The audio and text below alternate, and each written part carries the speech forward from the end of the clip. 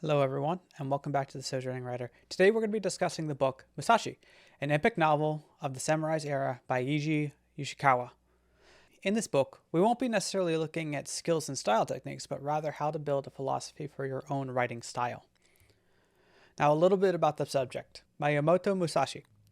The actual Miyamoto Musashi was born sometime in 1584 and died on the 13th of June, 1645. Also known as Shinmin Takazo. He was a Japanese swordsman, philosopher, strategist, writer, and ronin. Ronin literally just means masterless samurai, who became renowned through the stories of his unique double-bladed swordsmanship, an undefeated record in his 61 duels. Next is 33 by Yoto Itosai. Musashi was considered a kensai, a sword saint of Japan. He was the founder of the Nichin Ichiru, or Nido Ichiru, style of swordsmanship. In his final years, he authored the book of the Five Rings and The Path of Loneliness. While the book we're going to be taking a look at is historical fiction, the subject of the story, as well as major parts of the narrative, have a basis in reality. Musashi is one of the most influential people in Japanese history, and while the narrative might have a little to do with the person from history, I found the book impactful in how I saw my journey as a writer, and I believe you will as well. Eiji Yoshikawa, born August 11, 1892, and died September 7, 1962, was a Japanese historical novelist. Among his best-known novels are revisions of older classics. He was mainly influenced by classics such as The Tale of Haki, The Tale of Genji, Water Margin, and The Romance of the Three Kingdoms, many of which he retold in his own style. As an example, Yoshikawa took up Taiko's original manuscripts in 15 volumes to retell it in a more accessible tone and reduce it to only 2 volumes. His other books also serve a similar purpose, and although most of his novels are not his original works, he created a huge amount of work and renowned interest in the past. He was awarded the Cultural Order of Merit in 1960, the highest award for a man of letters in Japan, the Order of Sacred Treasure, and Minchi Art Award just before his death from cancer in 1962. He is cited as one of the best historical novelists in Japan. The book we're going to be taking a look at is the compilation of the serialization of the original story that was published over the years of 1935 to 1939. Even to this day, the book has sold 120 million copies and is one of the greatest pieces of historical fiction across the world. Even if you don't agree with the ideas of the story, it is impossible to deny that it has resonated with millions of readers. I would describe the narrative as epic, with a heavy dose of philosophy of self-improvement. And while it was written almost 100 years ago, the story continues to impact Japanese storytelling even to this day. Now let's get into the narrative. But he is, and that's what's extraordinary about him. He's not content with relying on whatever natural gifts he might have. Knowing he's ordinary, he's always trying to improve himself. No one appreciates the agonizing efforts he's had to make. Now that his years of training have yielded such spectacular results, everybody's talking about his God-given talent. That's how men who don't try very hard comfort themselves. For many people, it's so easy to slip into the idea that just because you weren't born with immense talent, you're destined for a life of mediocrity. I completely reject this notion. I would go so far as to say that anybody who purports this as a reality is condemning others to needless suffering. Here's a chart to help understand what I mean. So often we've seen other people who have achieved great things only to get jealous that we aren't those people. I believe that truth is this, and this is what the author is talking about. Hard work can make up for the shortcomings and skills that we want to excel in. In addition, anyone with a lot of talent but no hard work can easily be overshadowed by those with no talent but a lot of hard work. Part of the misconception is that most people believe that talented people rest completely on their talent. But the truth is, anybody who has achieved great recognition has had to put in a level of work to hone their skills. The reason people make this mistake is because most of the time they don't see the years of hard work a writer has put in beforehand. And those with talent, in any arena, just not writing, enjoying their craft makes it easier to spend the time working on the skills needed to master it. You hear stories of well-known authors spending their childhoods writing. This is an indication that they will be a good author because they spent the time practicing what they were looking to become good at. If you take a child and make them practice as much as the kid with the talent, you will find that they are comparable in the level of skill. The only difference is that the child that loves to write will be more willing to learn and, as a result, be better. Whether people are great or not, there is not much variety in their inner life experience. Any difference lay merely in how they dealt with common human weaknesses. Like I said, I believe everybody is capable of getting better at anything they set their mind to, regardless of the natural talents of the person. The issue is the willingness to put the time and practice into the skill. And for those who miss out on the childhood practice, there isn't any reason to fear. With so many teachers of the skills we want to learn, we can shortcut all those years of practice and close the gap. There's nothing more frightening than a half-baked do-gooder who knows nothing of the world, but takes it upon himself to tell the world what's good for him. The tendency to speak on a subject that we know nothing about is really an epidemic that plagues all forms of social media. So often, people take what little worldview they have and try to apply it to all situations. As a result, we see nothing but chaos. It's always better to watch and wait to see what the truth is before we comment on it. I'm still an amateur, but the world's full of people who don't seem to be as good as I am. The truly humble are not the ones that belittle themselves to prevent them from becoming prideful, but remind themselves of how far they are from perfection. As long as we keep the idea of perfection first in our sights, we will be surprised how far we can go.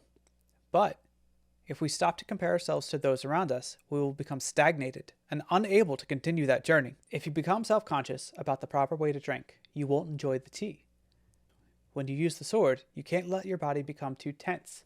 That would break the harmony between the sword and your spirit. Isn't that right? It is so easy to get wrapped up in the journey itself. If this happens, we can lose sight on why we're taking this journey, causing us to fall short of the best version of ourselves. So often, the rules of writing become overburdensome.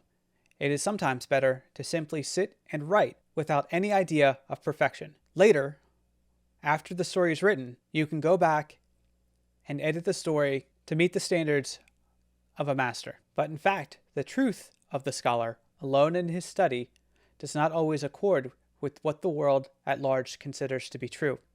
Seeking out truth is not for the easygoing or faint of heart.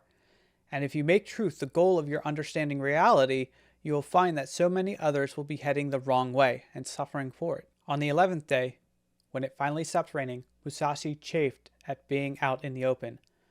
But it was another week before they were able to return to work under a bright sun. The field they had so arduously carved out of the wilderness had disappeared without a trace. In its place were rocks and a river where none had been before. The water seemed to mock them, just as the villagers had.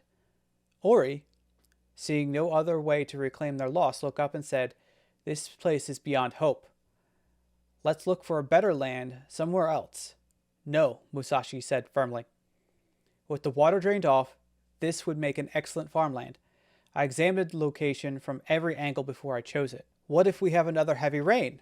We'll fix it, so the water doesn't come this way. We'll lay a dam from here all the way up to the hill over there. That's an awful lot of work. You seem to forget this is our dojo. I'm not giving up a foot of this land until I see barley growing on it."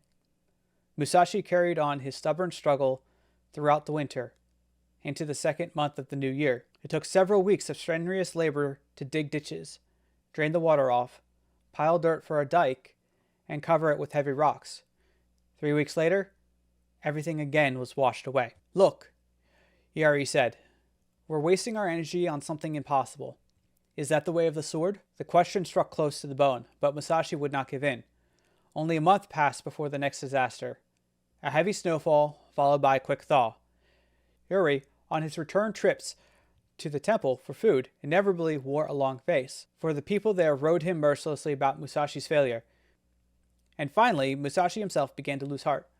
For a full 2 days, and on to a third, he sat silently brooding and staring at his fields, and then it dawned on him suddenly. Unconsciously, he had been trying to create a neat square field like those common in other parts of the Kanto plain. But this was not what the terrain called for. Here, despite the general flatness, there were slight variations in the lay of the land and the quality of the soil that argued for an irregular shape. "What a fool I had been," he exclaimed aloud. "I tried to make the water flow where I thought it should, and to force the dirt to stay where I thought it ought to be. But it didn't work. How could it? Water's water, dirt's dirt. I can't change their nature. What I've got to do is learn to be the servant of the water and protector of the land." In his own way, he submitted to the attitude of the peasants. On that day he became nature's manservant. He ceased trying to impose his will on nature and let nature lead the way, while at the same time seeking out other possibilities beyond the grasp of the other inhabitants of the plain. The snow came again, another thaw. The muddy water oozed slowly over the plain, but Musashi had had time to work out his new approach, and his field remained intact. So often, we try to bend reality to fit our own desires, but it almost always comes back to haunt us. Lying, for example, is one of the ways that we try to undo reality, and invariably the truth comes out eventually. So, knowing this, we must sure we start with the understanding and truth to see where it takes us. He saw the white paper as the great universe of non-existence. A single stroke would give rise to existence within it. He could evoke rain or wind at will. But whatever he drew, his heart would remain in the painting forever. If his heart was tainted, the picture would be tainted. If his heart was listless, so would the picture be. If he attempted to make the show of his craftsmanship, it could not be concealed. Men's bodies fade away, but ink lives on.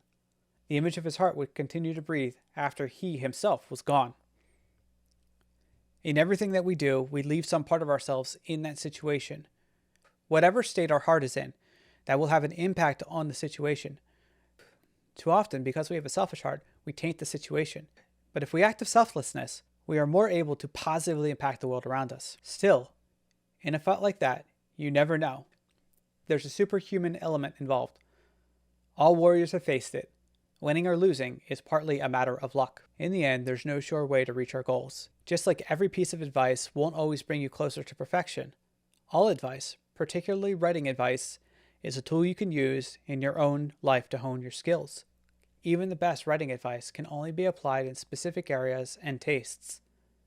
For every rule you do not follow, you will find readers willing to read that writing.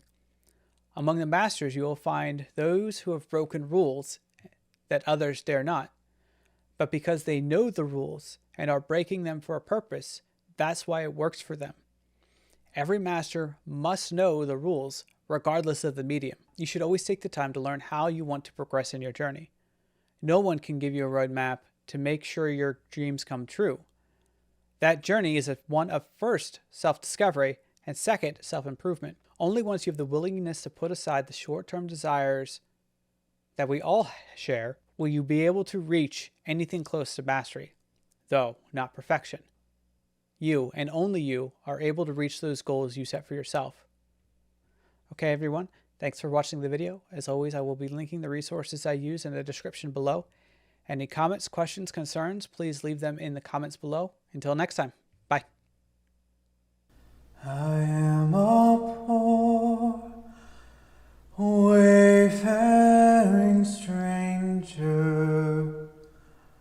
I'm traveling through this world of woe, yet there's no sickness, toil, nor danger in that bright land to which I go.